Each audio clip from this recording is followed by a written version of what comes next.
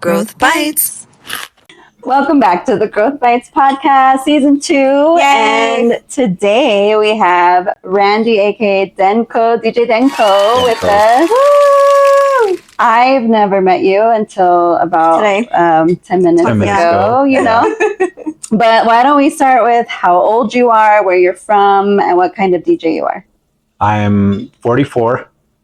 I'm from Denver, Colorado, native. And I'm an everything DJ. We call it open format. So pretty much, I do Latin parties, R&B parties. I play hip hop Latin clubs. I do EDM stuff. So nice. Started as a hip hop DJ. Okay. So, and then it evolved to like open format, playing just everything. Yeah, so, like 90s hip hop. 90s hip hop. You're from my era. 90s hip hop. Yeah. And I started on vinyl with records and used to buy. Nice. Records. Yeah, I started all that. That's interesting. How do you guys know each other? I don't really know. I said Instagram.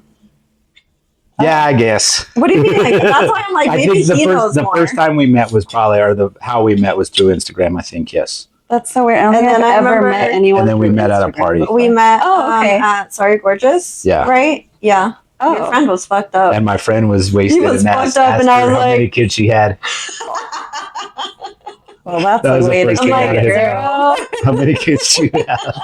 Is that the first thing he asks every girl? How many kids do you have? Yeah, just really quick, how many kids you got? Yeah. How many mouths you feeding? Yeah. How did you actually like decide this is what you wanted to do? I think I was like 12 years old. How cute, and I was just, I love music.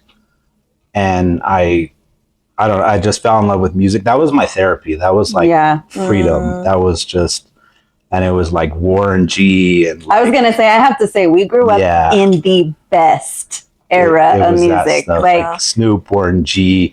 I was a huge Bone Thugs fan. I love Bone Thugs. Me too. Yeah. All of that. Yeah. I feel like I started West Coast. I feel like I ended up more East Coast sound. Yeah. But that was it. Like West Side Connection and like. I was a huge Tupac fan. That's like what I'm listening to now is Tupac. I think he's the best rapper. So thank you. It's him, J. Cole, Eminem. J. Cole. Slim Shady. That's a good top 3. I didn't think that was going to come out of your mouth. No, I didn't think. That's a good top 3. I love that. Tupac. They're supposed to get married, but then he died. I'm like, how? Anyway. He got shot. But maybe he's still alive. Should have killed him. But maybe he's still alive. Anyway, how do you come up with your transitions? Like, is there a process to it? Is it a creative process? Do you just roll with it? I think now, since music evolved, before it was just mixing on beat, just making sure it beat matched.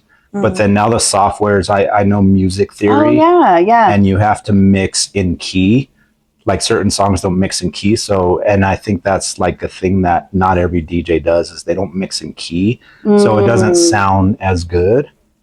And then now it's the creative. Anytime I hear a song, I can't really play an instrument, but I can hear a key and be like, oh, that's a 5A or that's a A minor, that's stuff cool. Like that. And that song will mix good with that. And now what's big that everybody does, it's kind of overplayed, but word plays. So if a song says like what and another song says what, they'll just loop that over and over and you just mix them together like that. I just did an R&B party. The biggest song right now is that Spend That viral. What's that one? No, Spend That shit. Spend That. It's like a ratchet song on TikTok. But they took the beat from Junior Mafia. Oh, they sampled it. Okay. They sampled it, but then Junior Mafia sampled Marvin Gaye, Let's Get It On. So I just did a party and I started Marvin Gaye's Let's Get It On in the Spend That because they're the same beat. And these kids don't know that, but I know. I did my research and before I did it, that's what I did. Oh, that's cool. Okay. And I'm sure my kids are always like, I'm like, you know what this real song was? Do you know what the real one was? Do they care? They do. No, they do for sure. We just saw Michael and now they just want to listen. And I'm like, do you recognize this song? Do you recognize, have you heard this before? Like, because then they sample, like the Jackson 5 sampled some stuff. Michael's, there's it's sample on sample on sample, which is really cool. Do you have a favorite transit? Like you've gotten one where you're like, this past weekend I did. So I went from Marvin Gaye to Spend That, and then Spend That has a similar beat to that Burna Boy, We're Getting Fucked Tonight. It's called like WGT or whatever. So I mixed those together, and then I loop where he says we're getting fucked tonight, and I just looped fuck tonight, and then I do Akon Wanna Fuck You. So it's kind of like it all goes together. Nice. And that was something I did like all in. It was like a 1 minute mix. I did it super quick all together. So do you think about that before, or do you do it in yes. the moment? Okay. So while I hear things, I'm like, oh, this goes with this and that. And then I have Drake Nokia over the Akon Wanna Fuck You beat. So I did those 4 songs in like a minute. It's stuff like that. But I have a lot of ideas like that already. They're routines or transitions that I already like. Do things come to you like in the car? Will you just be like, oh, shit, I should do this with this? And the car, the gym, or at my DJ gigs, because most of my gigs is my practice time where I come up with like ideas. Wow, that's a good like, way to do it. I'm going to do this with this. And then that's where I test it out and see if the crowd gets the energy, it or understands it, or if it makes sense, or that's if it really works. Cool. We went to Smino and Wale, and the DJ was doing the Bruno Mars. I just want to take you home. And it's and then it went into Kendrick. That was Pee Wee, right? Yeah, Anderson .Paak. Yeah, I've seen him twice. He's really good. Oh, really? So because he does Silk Sonic with Bruno Mars. So he does a lot of cool stuff together. But I was like, wait.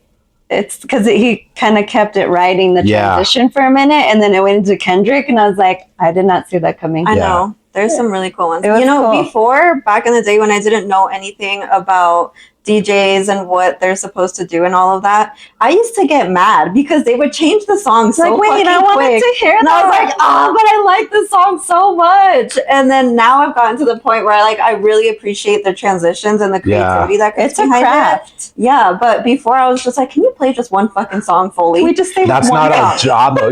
If you want to listen to a full song, listen to it in the car on the way home. Exactly. Yeah. And not only that, TikTok ruined it for us. Because today's generation scrolls and they listen to 10 seconds and that's it. So after 10 seconds of a song, they're done. They want to hear the next stuff. That's partially that would play into that as well. But I guess social media plays into a lot of stuff where people don't have the attention span. No. And then it's like, it's everywhere. Yeah. So then everything's trending, and which is just, it still blows my mind. Like because we didn't grow up like that at all. Like we did not have that. Like our attention spans were they're pretty legit. Yeah. Like they lasted a while. Do you feel like your attention span has gotten less now? Yeah, for sure. Yeah. I have ADHD. I never knew what it was. I never paid attention to it. My therapist we worked on it over the last year, and I'm like, I didn't realize how I always have to be busy and doing stuff. And not only that, there's binaural beats in social media and stuff, and that's what gets us hooked to scrolling so fast. So they're feeding us dopamine. So even if you don't have ADHD, you're gonna have it because you're scrolling because they put the vibrations and stuff in the social media. It's the cheap dopamine is what I call it. Like it's not real, and dopamine it's not meant to be depleted. It's meant to be like on an IV drip. And social media now is just like, I can't do it, honestly. Yeah, it's a lot. It makes me feel gross. I just listened to a podcast yesterday, and they said apparently Drake's team paid all these people to post all those videos on TikTok reviewing the records and stuff to make his album or his sales go up. So annoying. Don't get me started. So that's what all these records. I like Drake. Well, you were too. Drake. When he's old, like his old music. When we first met, I was like Over, Views. I think Views is kind of when it stopped, and I was like, I don't fuck with him anymore. I couldn't tell you a single one of his albums. Every song, I'm like. And then he became weird, so whatever. Anyways, that's a whole topic. Anyways, we could go forever. Yeah. Okay, so we know that you're sober. Well, I know that you're sober. I don't really know your story behind it or anything at all. But how long have you been sober, and has it impacted your experience in the nightlife? Yeah, I've been sober 8 years. Oh wow! This is my second time I've been sober 8 years. Oh, well, really? I was 7 years 11 months, and then I relapsed, and then I had fun for like a year and a half, and then it just alcohol, or you don't anything? I don't do anything like any mind altering substance is what I say. Okay, that's what they say in recovery. Okay. Yeah, so I don't any mind altering substance. I don't believe in that. The microdosing or the California sober, any of that stuff. Yeah, so what's the California sober? They still smoke weed. They don't drink. Just no alcohol. Okay, no alcohol. Yeah, that's why I'd be sober, just nothing. Yeah, right. Yeah, so, nothing. Nothing. Yeah, so, yeah, any mind altering substance. And so it's been 8 years. 8 years. Found recovery. I found recovery in my 20s. I got a DUI when I was 21. I've been in nightlife since I was 21. Oh, okay. So I've literally worked in nightlife, and it was fun, but it's hard to be around low frequencies and just drugs, alcohol, just all of it. Being 21, it's a blast. Right. But it just over time, it was just a lot. And then being the DJ, you go to a bar, you have 1 or 2 drinks, but then you see someone you like, you have a shot with them.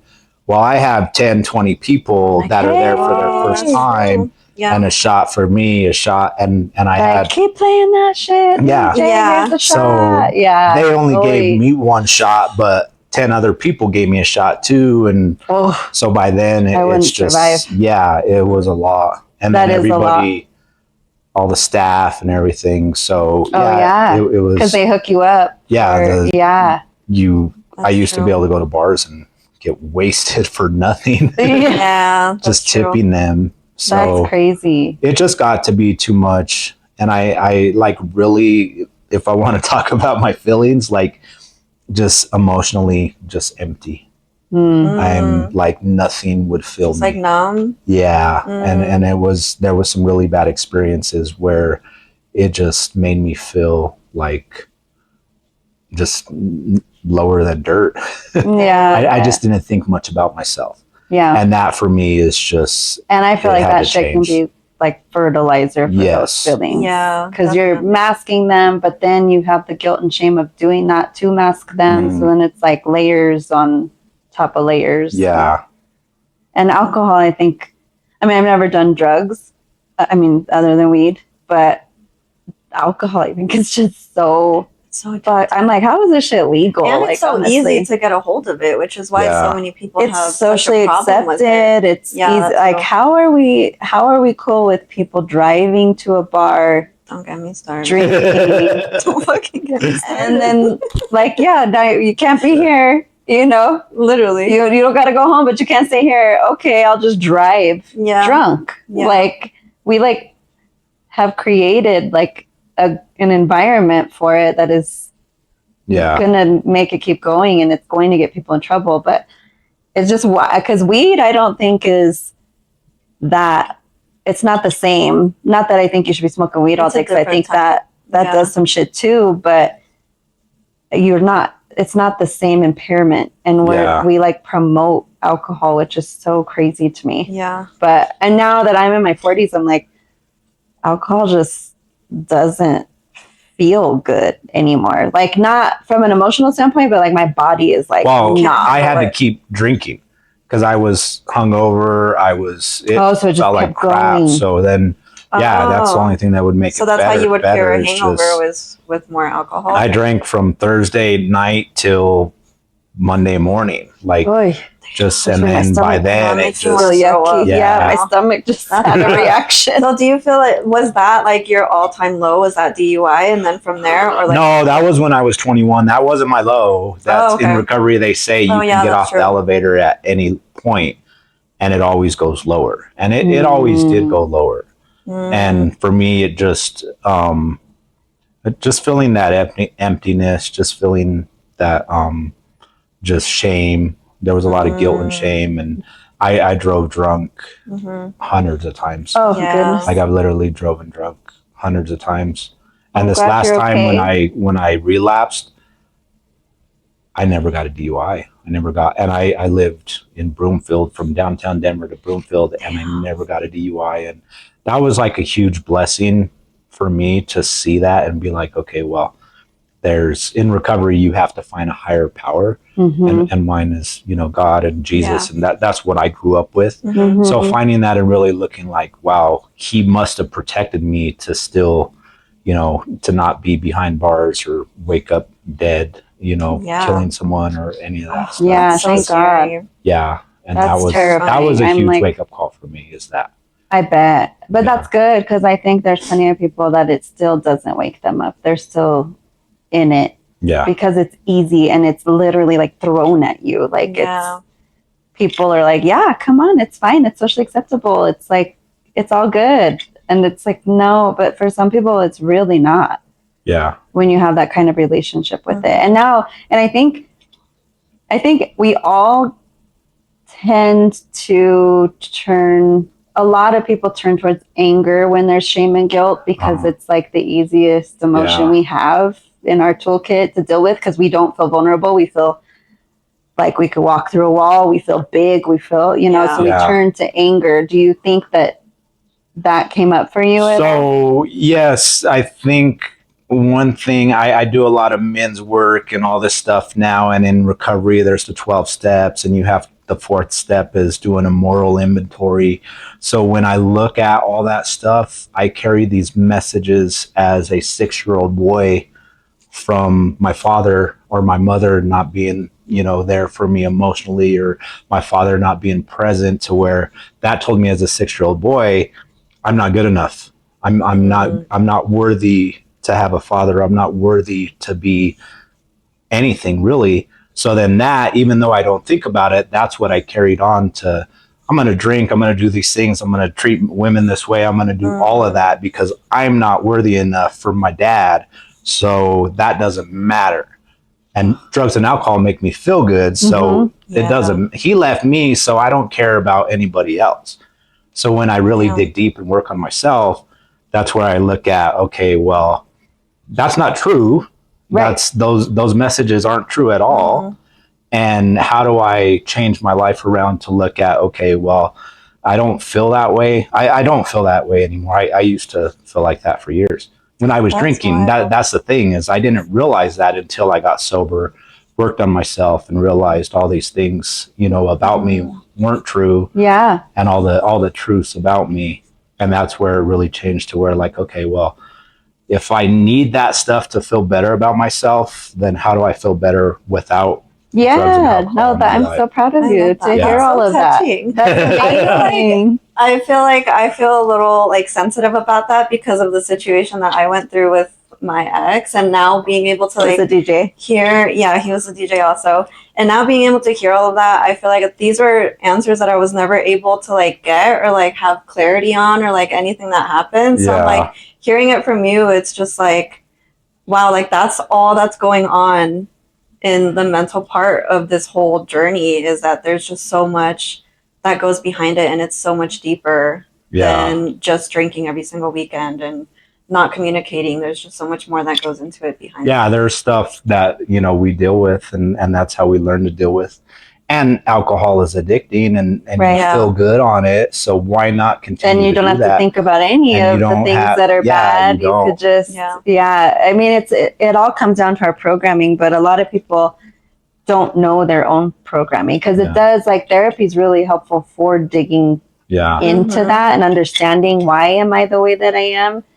But a lot of people don't know that, and so then they just make assumptions about how people are behaving, like, oh, you're such a piece of shit, and it's like, you have no idea how that person was raised, or how they were programmed, because we've all been programmed. And like, I'm programming my kids, and that's a terrifying thought, honestly. And it's like, I think when you become a parent, there's so much forgiveness, because you're just like, oh shit, like, I'm probably fucking them up too. And even though I feel like I'm doing a really fucking good job, you know, like I'm not doing what I got, what you got. So I must be doing a really good job. And there's shit that's going to, and I do see some trends in them sometimes of like, maybe not that I did, maybe their dad did, but like apologizing a lot. I'm like, why are you saying sorry? Don't say sorry. You have nothing to be sorry for. Why are you saying that? Like, what makes you feel like you have to say that? Yeah. And then we talk about it, and it's really, I think it's really healing,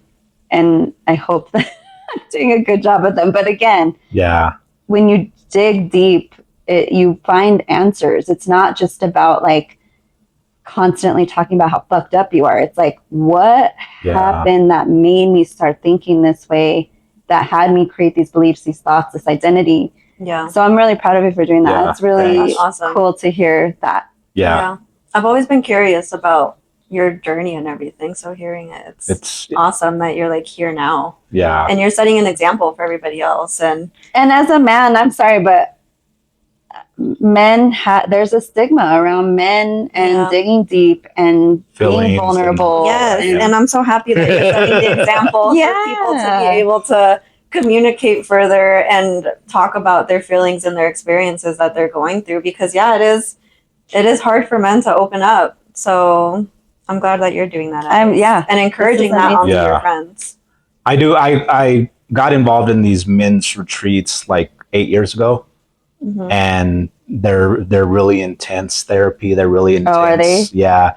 We do a lot of psychology with digging deep into that trauma and stuff. That's so cool. And then we have a community. So I have a weekly men's group that I attend, and that's amazing. I've done that for 8 years. And again, it's digging on those wounds, those mother wounds or those father wounds, and staying accountable. It's really big on integrity, staying accountable. And you said you're a certified coach as well. Yeah. And that, I feel like I've talked about this before, but therapy is really like helping you to dig, understand and get those kinds of answers. And I do feel like coaching is like, where are you at now? Where do you want to be?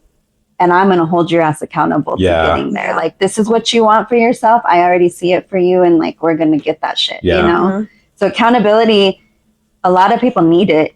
I do. Like, I always talk about it with like working out and stuff. I'm like, if I go to the gym, I'm like, they need it. But if she's there, she's like, bitch. They can't be forced to do it either. No, not at all. That's what's really hard. You have to do the work. Open. I lose a lot of guys trying to help them because they always come back because life gets worse, and then they want to, straighten up and they might just not be ready. Like, it's it can't be forced, and it can't work if they're not ready to do it. Yeah. That's true.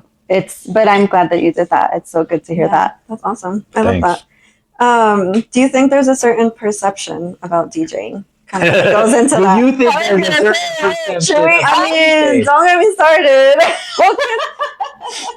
We kind of talked about this a little bit before, because I go, what do you mean? And she was like, well, that they're players, and I was like, that is not what I think about. DJing is a broad term, because are you talking about a 20-year-old bar DJ? Well, that's what she was saying. Or are you talking about John Summit that plays? Well, John Summit's different too, because he gets women thrown at him. Exactly. But he's a rock star. DJs are modern day rock stars now. So that's true. Yeah, I feel like DJs has become it's become a thing now. Like, they're very popular, way more than they used to be before. But that's what I was saying. Like, the older generation of DJs versus like the newer, younger ones that are just like being brought up, and they're like, oh my God, this is so cool. I feel like the older DJs are a little bit more balanced in life, and they kind of like understand the lifestyle a little bit more, and maybe are able to navigate it a little bit more. Whereas the younger DJs are barely getting into everything. They're acknowledging all the attention. Yeah, exactly. And you're in that setting of people giving you drinks, girls throwing themselves, alcohol, like, it's not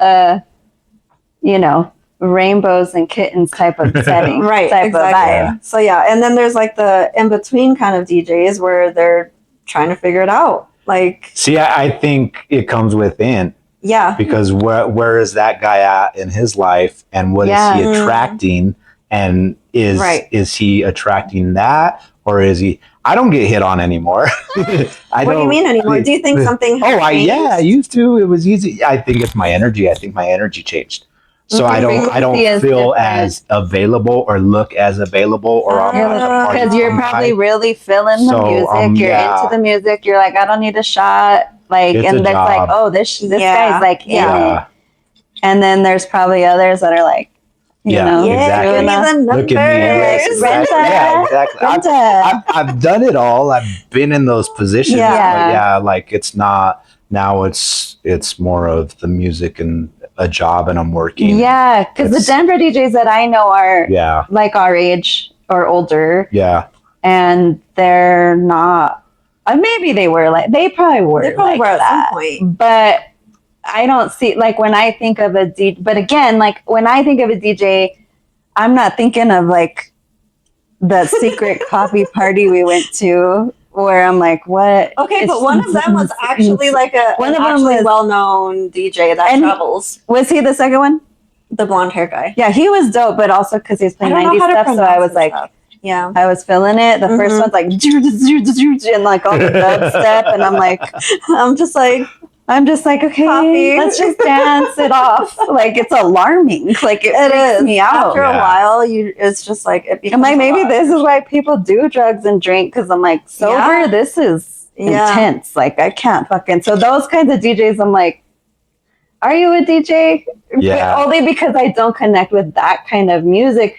The DJs that I know are all 90s hip hop, and it's like and actually mix. Like there wasn't software. Yeah, you were mixing. Like you had your turntables. Most of the like those EDM DJs, they make their own music, and you're talking about the DJs that just mix songs together. Yeah, like just at a party. And, and we weren't in the spotlight back in the day. We were in the corner at a bar. Like now it's look at me. I have to have this designer clothes and this look and everything, and post it on social media and look cool and all that. And so it's a very broad term what a DJ is. And the vibe has kind of shifted a little bit for sure. The modern DJ. Yeah, that's true. And there's DJs that are married. There's DJs that are celibate. There's DJs there's a lot of I don't think that stigma is true. Right. I think it's just Brenda's dated some DJs.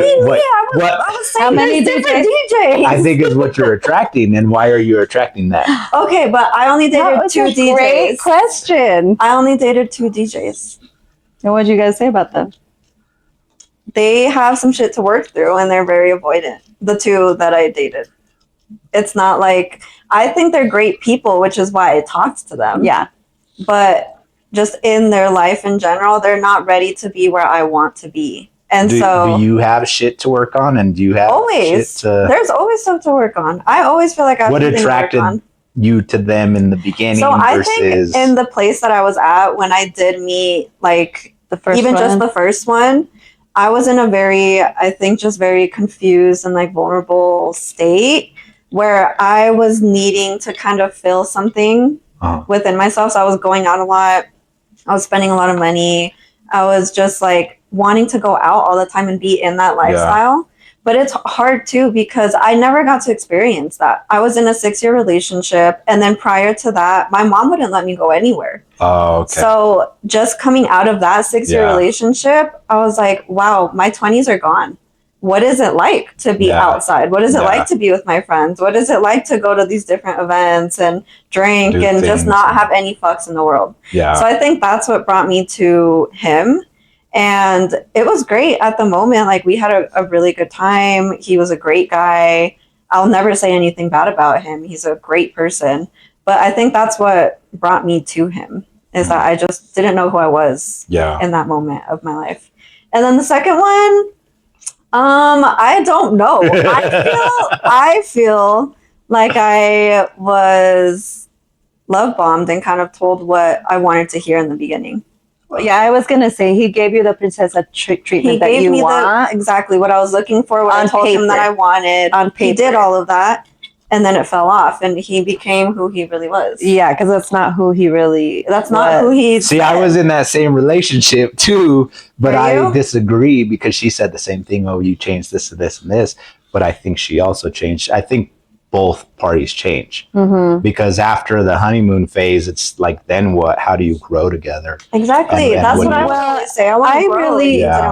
I feel like the second one, because it was a pretty quick 3 months, and I feel like because of being a DJ, that one in particular, the first one was very honest and upfront with you, so you chose to continue that. The second one, I think it's because he's getting the free shots, he's getting the free drinks, he's alcohol played a big part of it, and being a DJ and in that scene, environment, he wasn't necessarily ready to. Right. But do you feel like you were too insecure to be with somebody like that? Was there some insecurities? No, not at all. I was totally okay with him being a DJ. I think because of who I was talking to in the beginning, the first DJ that I was talking to, I was okay with that lifestyle.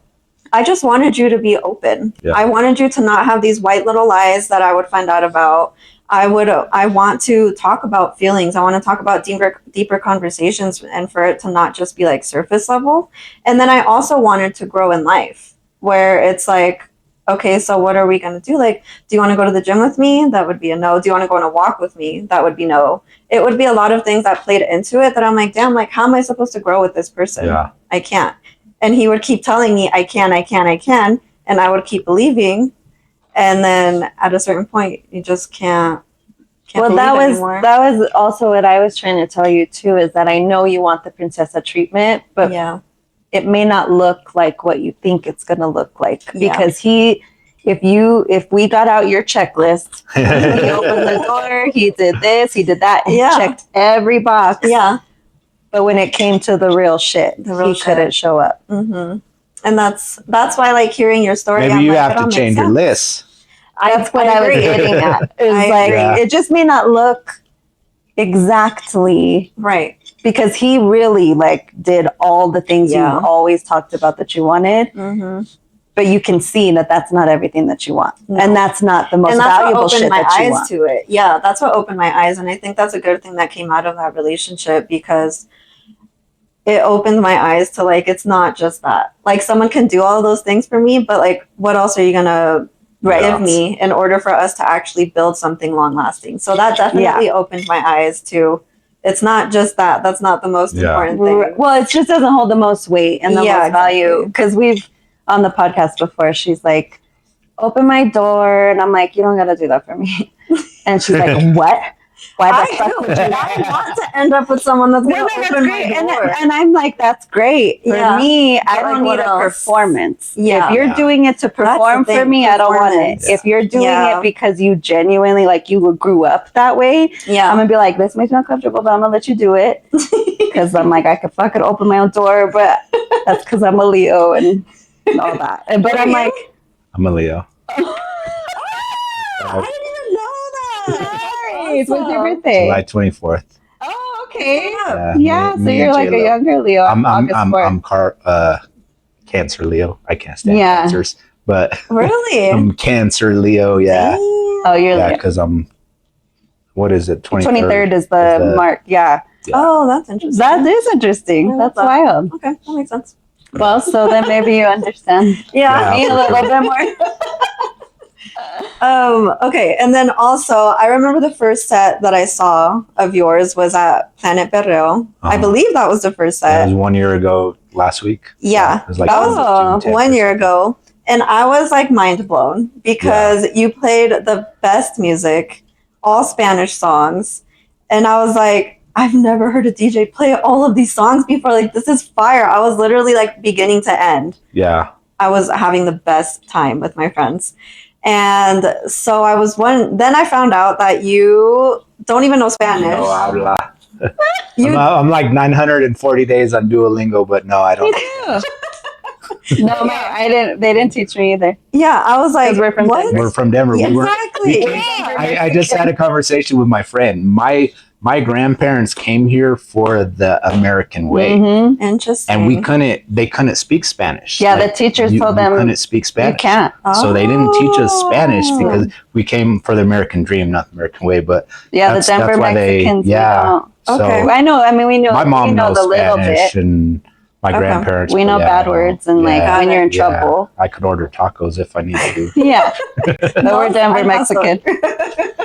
Okay, that's fire. But yeah, I was shocked when you told me that. And I was like, how did you just play all of this? So I wanted to ask you, how did you get into like doing that? How did you get to know all of these songs that everyone grew up with? And then also, what was my question? What's the hardest thing about playing music that you don't understand? Well, now I've figured it out, but so my best friends in middle school and high school, they were Mexicans from Guadalajara, and so I grew up in quinceañeras and weddings, and like I grew up around that music. I knew it, so like when I started doing these parties, like, oh man, we used to listen to this or that, or these songs are big. So I didn't know the artists. I had to research.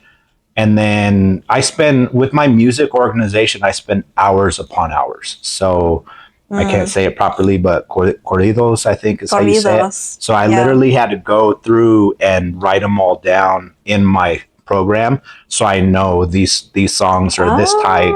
These songs are merengue, salsa, like banda, stuff like that. Okay. But now, like all the Bad Bunny and all that, so I'll Google the lyrics. So I'll Google the lyrics and like, okay, I was just telling her this one's real nasty, and I'm like Bad Bunny. Sometimes I'm like, because I mean, I've had like I was more fluent like in high school than I am recently, but I didn't use it. So like we didn't use it consistently. My grandma spoke Spanish her entire life, but we didn't like always use it. So I have it, and when I went to Guatemala and I was just in it, like it was fine and I could get by, but I just get really shy and I feel like it gets jumbled. But I was telling her, I'm like, I can't even understand English most of the time, like English lyrics. I get all the lyrics from Bone Thugs, like for sure I'm not saying the right lyrics when I'm rapping Bone Thugs. But Bad Bunny particularly, I'm like, what did because he has such like an accent, like slang to how he talks, that I'm like, what did he just say? Like, so that's hard. Yeah, in general, but that's crazy though. I Google them, and because I do routines too, like there's a Bad Bunny song called "Vente," like "Go," and I do the "I Don't Fuck with You" Big Sean, and then I just loop that.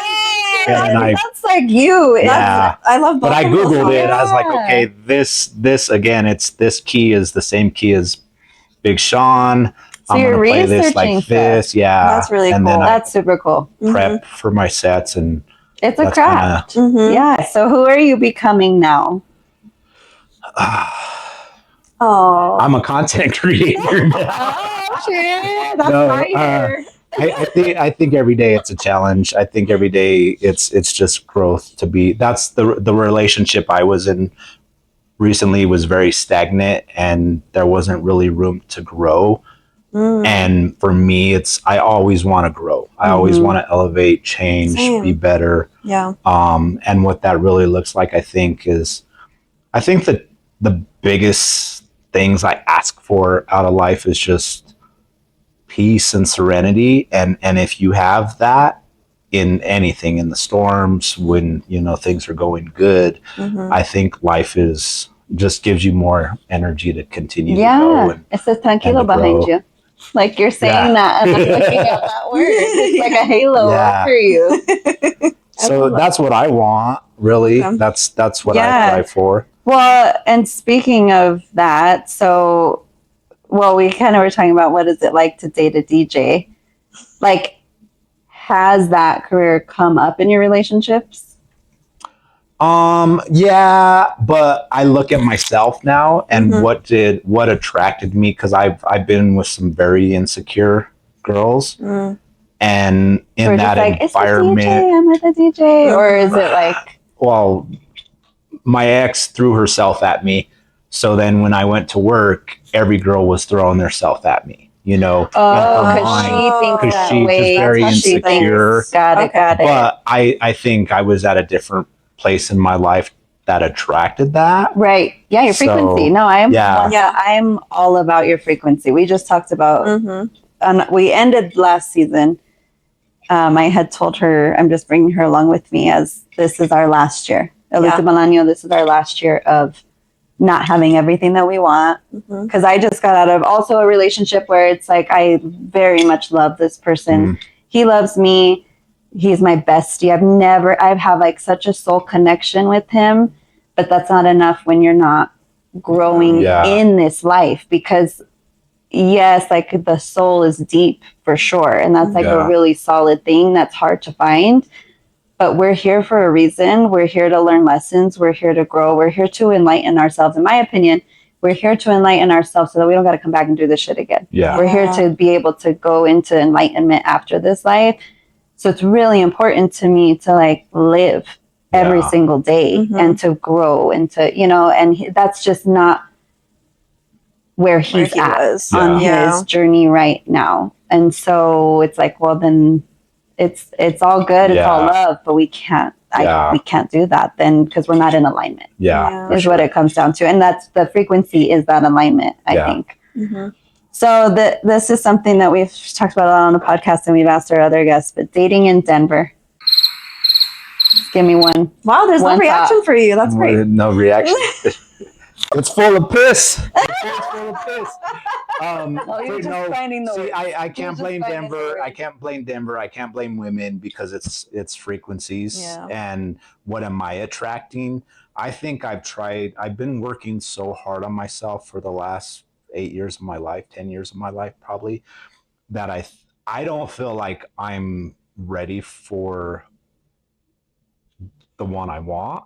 And I think I'm still building to become that person and growing to that person. And I've lowered my frequencies. I've lowered my standards to try to force it. Oh, no. And it'll never work. I agree. I mean, I have a different, like how she was saying, like she wanted to get out because there's an age gap, but I worked my ass off in my 20s. I worked my ass off in my 30s.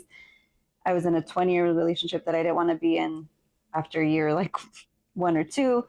Then I had kids and so I, at 37, which is also, do you feel like there was a shift to 37? I wanted to ask you that too, because every woman that I talked to that is like our age, at 37, they said they felt a shift. I don't know if it was 37. I think that's when I got sober. I was like 36, 37. Yeah, and I got divorced, and then I was like, hoe face, hot girl summer. Everybody goes through a hot girl summer. That's what happened to me, because I got divorced and then relapsed, and then it was 10 months or a year and a half. Yeah, it was a year and a half. Okay. The best and worst of my life. It was great. It was fun. It was fun, but I was like, this is not sustainable for me, and also it wasn't abundant either. But it was a select few. But that's wild. It's wild to think about, because it is like that's where my frequency was, and I wasn't looking for anything. But I like that you said you had to you're still getting to the point of maxing. I want to attract a higher frequency woman, and I think just where I'm like in between frequencies right now and still growing to that. Absolutely. No, that's so. With the last relationship that you were in, did you recognize that, or did you recognize that afterwards? Well, you get to know someone. Yeah. So we dated, and it was a few months of the honeymoon phase. Oh, this person's new, and this person checks the boxes, but then it's at the same time like, oh yeah, this is consuming my time. So these other 4 boxes I want checked don't really matter, because this is okay right now. Like comfort. And I think just getting to know and just giving it a chance and trying to look at everything that that I do want, and then really just realizing like, wow, like, no, these things are very important to me. Yeah. And they're not important to you. So this is alignment. Right. It's just alignment. And so knowing that you're not in a place where you want to like commit and be in a long-term relationship right now, because you're still working on yourself, do you continue to date, or what do you do in that in-between moment? I think sometimes I'm vulnerable. I think that loneliness, I think just boredom, right. You know, those two things are probably for me where, well, let's see. And also like, okay, well, let's get to know this person. Because I think it takes a long time to get to know somebody. Yeah. You don't want to close that window of opportunity because it might exist. Yeah. And you don't know what that person is going to do, you know, or who they're going to become or what they want out of life. And sometimes they don't even know either. Yeah. And I think we both encourage each other to figure that out. I think my last relationship taught me a lot about myself. I probably taught her some things too. I just told her, I said, next time I decide to talk to somebody, I'm like, what did you learn from your last relationship? That's what I'm going to ask them. Question. Yeah. Hi, I'm Sheena. What did you learn about your last relationship? I think that's a good question because it really shows you if they're mature enough to...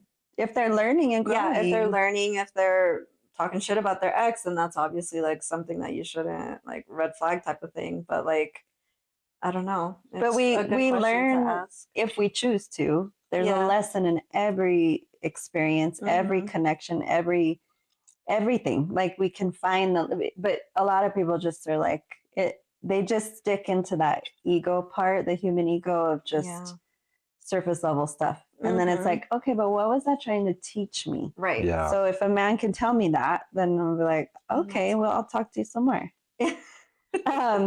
What's something a woman can do that instantly makes her attractive? I think cares about herself. I think just personal growth. That's a great answer. Personal growth. So my sales pitch for women is like what I want in a relationship. Okay, go. Okay, this is great. And girls don't really know this. It's the 12 forms of intimacy. So I don't know if like you've ever studied on them or know anything about them, but what there's 12 forms of intimacy. I can't say them off the top of my head, but the number one form of intimacy that people always just gravitate to is sexual intimacy. Yeah. But that's such surface level that there's like not trauma. There's like, I can't, I don't remember them all, but there's 12 different forms. So when you build a relationship on those forms of intimacy, that's when you have a really strong foundation. And when you're able to grow on that, because there's like artistic intimacy, there's work intimacy, there's a lot of other forms besides sex. And most relationships they base it off sex first, right? Because that makes you vulnerable, that opens you up, then you can really see who that person is. But then you're not able to really grow when you're trying to do these, other things and build a foundation with a woman. Yeah. And so is the theory that to have all of them? To work on all of them, it's over time. You're not going to get them in a year. This is probably 20 years of your lifetime with a woman. But so if you're kind of a guideline, if you're constantly working on, growth. If you're doing, artistic things together, if you're working out together, if you're going through, something really traumatic and you're able to build in that intimacy while you're going through it, then you can really get through anything. I think as a relationship. Yeah, I'd like to see those. Yeah, I think that's why it sounds like for all of us, it's important for the other person to grow. Yes. And so then that leads you to being able to fully work on all of these parts of intimacy, parts of life, and all the things and actually get through it. Yeah. Because if you're with someone that doesn't want to grow, how are you supposed to even get past level 1? Yeah. Right? No. Yeah. No, absolutely. Like, how do you, and it's just the willingness, I think. It's like, it's cool that this isn't, like in my relationship, we have a very like artistic, creative bond that I've never had with anyone ever in my life, platonically or romantically. But it's again, like, it's like, but there's more. There's still more, and I don't even like saying that because then it sounds like it's not enough. But it's the fact that anybody could hear it's not enough means they're not ready to grow. Yeah. Because when you're like, wait, abundance, I want more. Yeah. Do you want more? Because I want more, and we should want more together. And the way to get there is to work together and have that team, that partnership of doing that. Yeah, I love that. So what a woman can do instantly is just share like her growth. I think story, or you can like read it instantly. Oh, I think you can read it for sure.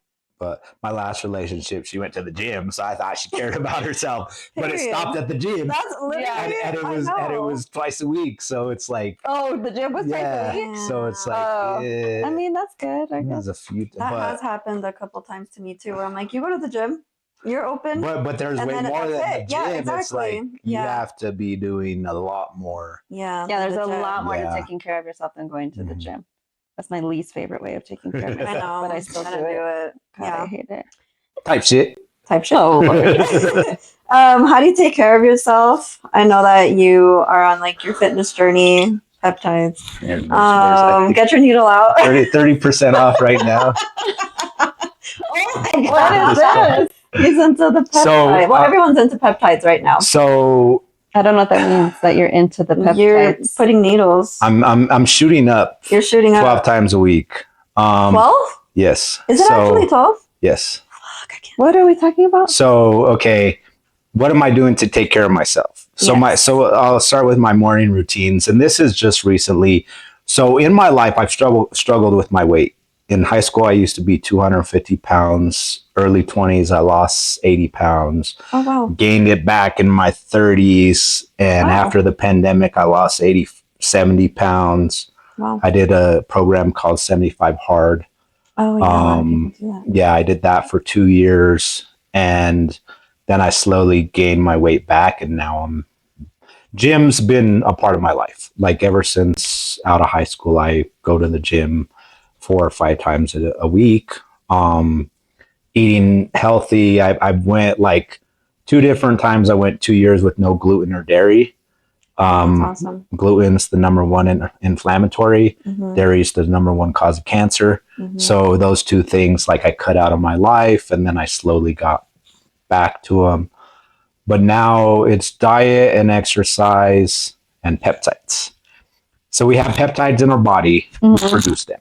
Yeah. So now they're making these peptides a powder form, and then you mix it with backwater, bacterial, sterile water, and then it's an insulin.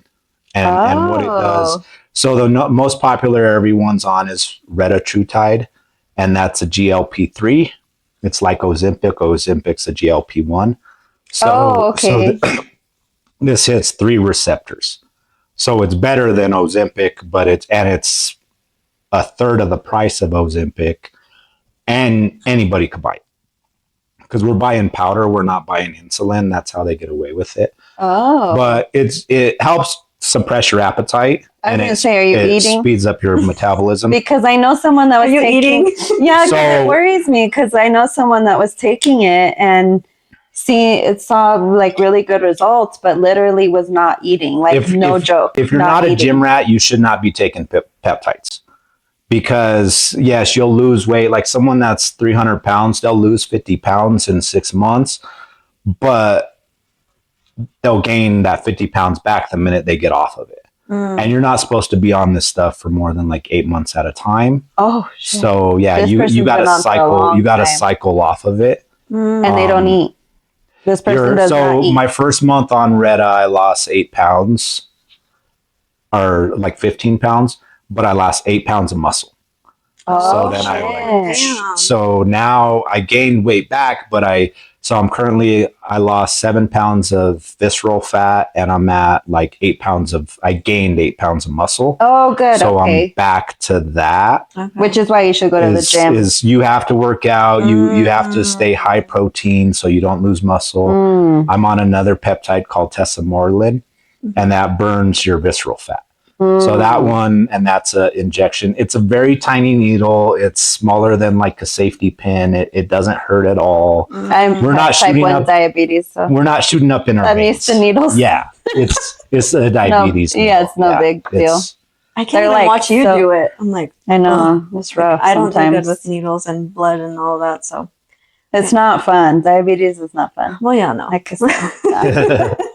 It sucks. I think that part where it's like you have to go to the gym in order. I think a lot of people miss that, and they end up just being dependent on the peptides. The one that the good or the popular one for women is the GHKCU. So that sounds like a university. Adds your collagen. We call it copper. It's just called copper. Okay. But it produces more collagen. So it makes them look younger. It tightens your skin. It grows your hair and nails. And but it burns. I've never done it. What do you mean it burns? It burns when you inject it burns. Because it's blue. It's like blue. I think it's blue. Copper. Yeah, I think. No. Ow. That sounds like Matrix stuff. That just made my whole body clench. Yeah, I'm feeling weird. But girls love it and they look young and it tightens their skin. And I don't mind everything aging. Else. I think it's weird to not age, but that's just me, I guess. Yeah, I don't know. It's interesting times. So what's your biggest weakness when it comes to women? This is going to sound so soft and cliche, but I think it's okay to be give soft. people the benefit of the doubt, and same. That's always my problem. Me too. I think I give people the benefit of the doubt, and I see the best in people. Yes. I've always been a very optimistic person. Yeah. So it's easy for me to look past the flaws. Yeah. And really, appreciate what they have. They have. I think. Yeah. And potential. Like I was hanging on to potential that. Yep. Same. Isn't realized. That's an unrealized thing. So that's we can't. It's not there. My weakness is a good fixer-upper. Sounds like that's going really well. Flip houses. That should be your next job. I got my real estate license during the pandemic. You did? Oh my God. During COVID, I was like, maybe I should get my real estate license. I didn't, but I sold one house. That's hilarious. To my sister. Well, now we're moving on to rapid fire, right? Rapid fire. No, rapid fire. Okay. Go. So rapid fire, just top of your head. Okay. One word, or does it matter? Just quick. Just like a sentence or a word. Okay. Just something quick. Coffee or energy drinks? Energy drinks. Oh, see, I knew he was going to say that. Yeah. Which one? Sugar-free Red Bulls. The sugar-free summer Red Bull is my favorite right now. That's literally what I said. I was like, I hope he doesn't say energy drink just because they're so bad for you. But then she's like, Red Bull. And I was like, oh, thing. Yeah. Okay. Sunrise DJ sets or late night DJ sets? Sunrise. Favorite venue in Denver? Red Rocks. Oh, yeah. Right? Yeah. That's the best one. One song you can't get tired of currently? I was just listening to Folded at the gym. Oh, I love that. Kehlani. I love, dude. I didn't drink the Kool-Aid with Kehlani, with Drake. There's so many that I'm like, Kehlani. What? So maybe there's something wrong with me, but she gets on my nerves. She's hot as fuck and gorgeous. Yeah. But every time, and I've tried. But like it'll come on like a shuffle or something, and I'm like, "What the fuck is this?" Listen to the words. Listen to the words. I can't because I can't stand listening to it. Go to gym song. One I've been on is Tupac "Can't See Me." Nice. You know that song? Yeah, of course. So French Montana just remade it. Oh, so French Montana has a new version. I didn't know French Montana was still like. Oh, he has. Yeah, he like just had same cadence, just different words. Yeah, or like same samples? cadence. He sampled the beat, and it's French Montana, Rick Ross, and someone else. Oh, it's not bad. It's not bad, but it's not too. Nas just did that with Biggie's song recently too, which I thought was interesting. That's awesome. Mine's "Get Off My Dick." J. Cole. Mine is I'm like, I could lift anything. This song. Jay-Z. My name is Ho. H to the O. Oh, PSA too. Yeah, that's probably number 2 for me. That's that one too. When it comes on, it's like, dun, dun, like, you're like, yeah, give me 150 right now. Rack it up. And then you're like, oh, fuck. Yeah. Tone it down. Take it down a notch. Okay. Wings or pizza? Wings. Love or money? You can buy love with money. I hate you. No, you can't. You can. You can. Okay. Yeah. Drake or Kendrick? Don't say the wrong answer either. No, Drake or say Kendrick? What's in your heart? Kendrick's not lyrically. Yes, he's a good lyricist. But are we talking about Drake or Kendrick? Who's more profitable? Who is goated? Drake or Kendrick? Drake. Hands down. He has way more hits. He can sing. He can rap. Okay. He can sing. Okay. Oh no. He likes house music. He can't sing. First of all, no, it's edited.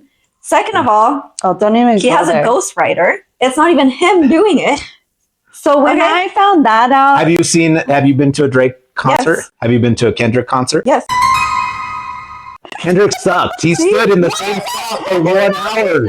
He just stood right there, and he's like, you can barely see him. He said he's little. You probably couldn't see him because he puts on a whole show. I went to Grand Buzzi. The one here at the golf course. I didn't go to that one. Yeah, it was like 7 or 8 years ago. I went to the one he did most recently in Ballerina with his Damn album. Oh, yeah, I don't know. That one, fire. And then I saw Baby Keem too, because that's Kendrick's cousin. Okay. Drake's. I've never liked Drake, so it doesn't matter. Okay, Kendrick or J. Cole? Is that on the list? Okay. No, I just added that. Yeah. We're just freestyling. Okay. Usher or Chris Brown? Chris Brown. Yeah, I kind of agree with you. Chris Brown. I'm more of an Usher person.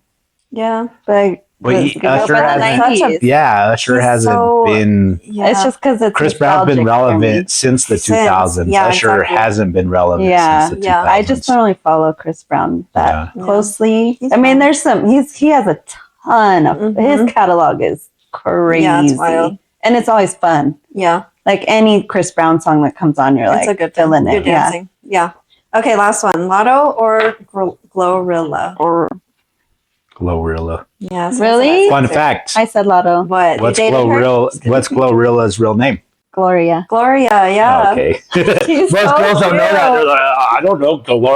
I watch all of her interviews. I love her. I just don't really like her music, but I love her. Like as far as a DJ, her songs do way better in the club than Lotto. Yeah. Really? I think I just like. Lotto doesn't. What songs that you hear in the club? Just that. They're honestly both of their music is hard for me. At the same time, I feel like like when you go to the bar, you hear a lot of the same songs, so it's not that fair. That's what I mean. Like they're kind of on the same. I don't know, but Glorilla is more known. Lotto's kind of on her soft girl stuff right now. She's all pregnant, and she had a baby. But I think that's. I don't know. You know why I like Lotto too is Glorilla was on it too. Was that Rhythm of Flex? Oh, what's it called? Rhythm of Flow. Yeah, that show. I think that's what it's called. That D Smoke one. That one. The first season, D Smoke was the winner. It's dope. It's a really cool show. Is it like a reality show? It's like American Idol, but for like a hip hop artist. Right. And they have to like came out of that. Yeah, that's how D Smoke. What channel is that on?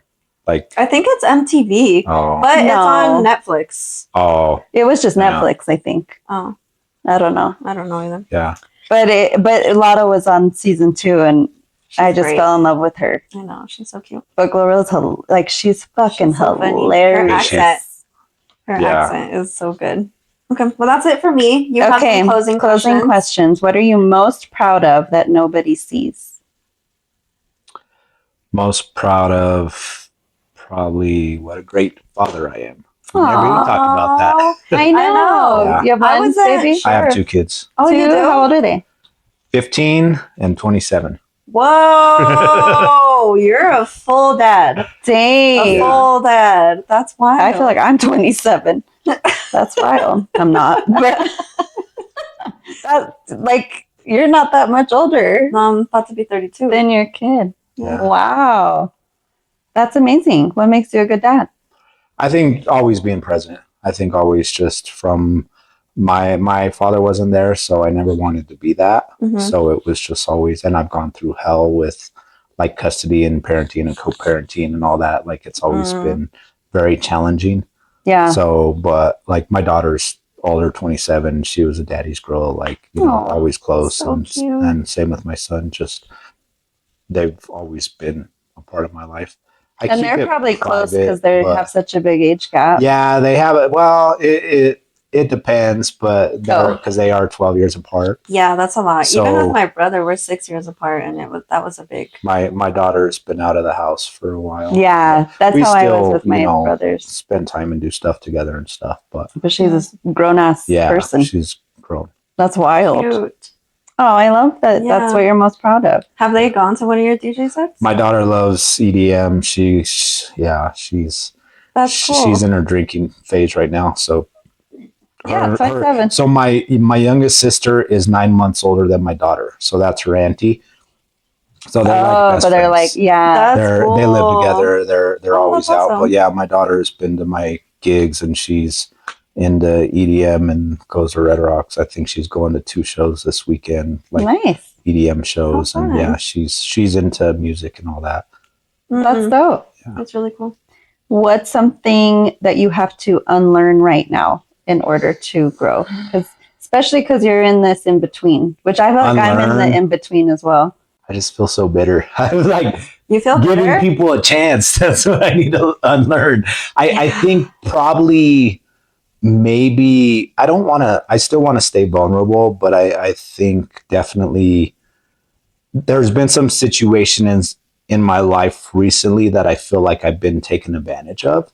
And one thing that I've struggled with is the loving, like showing love, being loving, but then realizing, wow, like I've done a lot for these people, and there's a lot of leeches that just take and just boundaries. I think just maybe more boundaries, but I still want to see the good in everybody, and I still want to give people a chance. Yeah. So I think just finding that balance of knowing exactly who to give and how much to give to people. Yes. You have to that's curate. the hard part too, because I feel like I kind of struggle with that in the sense of just like, I feel like I give people the benefit of the doubt and I'm able to see the good in them and like what they can be and what they can do. And then goes to show that they're not even willing to do that. And then I'm like, oh, and you waste time a little bit. Not waste time, but you feel like it in the moment that you're like, why did I even give this person? You go from being really excited to fuck everybody. Right, like, fuck you. I learned the real you now. Fucking man, fucking this. And I'm like, damn, but you were like so excited I know. a little bit ago. But how many chances do you give somebody? This last one, I've never given so many chances. I kept believing and I kept having that empathy towards him. I kept believing that he was going to change. And it wasn't changing, but it's like at a certain point, I think that's also something that came out of it is like, I can't be giving people that many chances. I have to believe them the first time. As a Leo, do you feel like you give a lot of chances? Because I do. Yeah, for sure. I feel like it's like a million chances, but that like million and one, you're like, fuck this shit, depends. cut it off. Like, there's like certain situations like where if I feel like really disrespected or just taken advantage of, then it's easy to walk away. But I think just being optimistic all the time and just seeing the good and trying to look past certain things. Also, I think being mature, you know, because I interact with a lot of people that it's hard for them to have conversations and they just want to cut things off. I think society today is everything's disposable. And for me in the men's work that I've done, it's if you don't agree on something, let's clear it. Yeah. You know, and let's talk about it. Let's figure it out. Because it's okay. And then grow and move on. Because we don't all want to be the same. That's boring as fuck. But just at least be open to talking about it. Yeah. I agree. Like but it's so hard for people, but they also don't know themselves. Yeah. Right. And they're not there yet. Yeah. Like, and I hope that everybody can get there. There's some coaches here. There's 2 coaches here. Double coach that shit. Literally, get help. Get help. If you could give your younger self advice, what would it be? My grandfather is not here anymore. I lost him at a young age. He was a father figure to me. And I feel like I'm like this with my son now, just griping, like, do this, don't do this, do this. I never understood my grandpa was trying to make my life easier. And I didn't listen. Yeah. And I'll figure it out. Don't worry. No, you don't know what you're talking about. You're just old. You're just bitching, whatever. Yeah. I wish I would have listened, because if I would have took older people's advice at a younger age, I wouldn't have had to go through half the things I had to go through. Yeah. You know? But you did have to, like you said, we have to experience it. Yeah. And now that advice holds a lot of value where you're like, oh, got it. Yeah. I just got it. I wish I would have listened though at a younger age. Yeah. I think that's kind of what we We think we know best. We think we know best at that age. We're like, you don't know anything. You don't know like looking shit. back, should have listened. Yeah. That's rough. It is. I do think advice, like being older now, though, I'm like, I feel like you should only take advice from someone who has what you want. Yeah. So, you know what I mean? Because if we're on two different paths, like I shouldn't be taking advice from you. I had someone who's like extremely codependent recently when I'm like, yeah, you know, I'm just taking this time for myself to really, I'm dating myself, you know, right now. And they're like, yeah, it's so good to like be by yourself. I think everyone needs to be by themselves. And I'm just like, I don't disagree with you, but why are you telling me? Yeah, like I've never even done this before. Some people are a young person too, but some people are good at giving advice and not taking it. Yeah. And that's too. Yeah, but it's like, but what do you want? Right. A lot of us don't even know that too. Yeah. So that's true. What is one message that you hope someone can benefit from in hearing your story? Give yourself a chance. Oh, I think. Don't make me cry. Maybe so emotional. Don't make me cry. I know that is a really good piece of advice. I'm in recovery. I've done some really horrible things. I've been to the bitter end. I've felt emotionally not enough. There's all these things to where I've struggled with my weight to know that I can, lose weight, to change these habits, to not be addicted to alcohol and drugs, like all those things. Because I've been there, done that. So I've actually learned that I can do those things or can overcome those things. So I think, really just giving yourself a chance. That's great. Yeah, because if you don't, you'll never learn. Yeah. And learning's hard and growth is hard. It is. It sucks. Yeah. That's why it's called Growth Bites. Growth Bites. Yeah. Not just because we're bite-sized, but because it sucks. Like it's tough. And a lot of people it's that shame and guilt. And they may not even know that that's what they're feeling. No, you don't realize it. But if you're talking yourself out of something that you know is good for you or that you know you want to do and you keep finding a way, maybe you're not giving yourself that chance. Yeah. And you just have to do it. It sounds so trite, but you just have to do it. You just have to do it. Nike's been saying that shit for so long. What's something that you have coming up that you're excited about?